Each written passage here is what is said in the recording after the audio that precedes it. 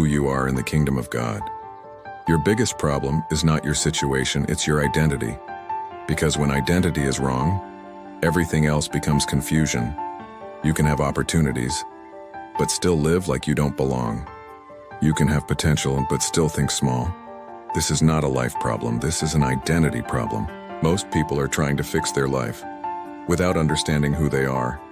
They chase success, money, validation, but they never address the root, identity. So even when things improve, they go back to the same patterns. Why? Because you can't consistently live beyond the identity you believe about yourself. If you believe you are nothing, you will sabotage everything. If you believe you are limited, you will avoid growth. This is why many people are stuck, not because of lack of opportunity, but because of wrong identity. As a man thinks in his heart, so is he.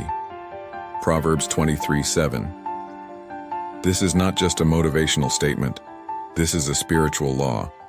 Your inner belief system becomes your outer reality. What you truly believe about yourself will shape your decisions, your actions, and your future. Identity controls behavior.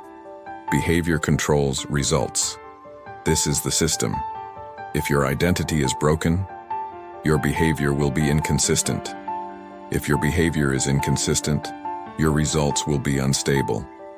Everything traces back to identity. If you see yourself as weak, you will avoid responsibility. If you see yourself as rejected, you will fear people.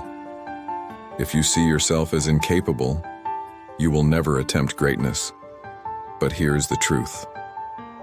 In the kingdom of God, identity is not something you create. Identity is something you receive.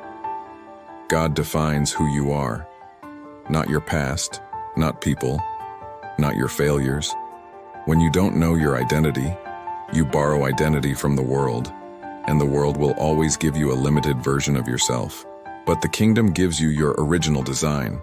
You are not random, you are not ordinary, you are created with purpose. And until you see that, you will continue living below your design. Stop asking, what do I feel?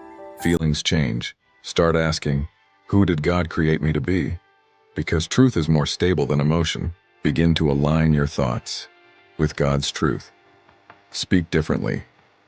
Think differently. Act differently. Even before you feel it. Because alignment produces results. When your identity changes, your behavior will follow.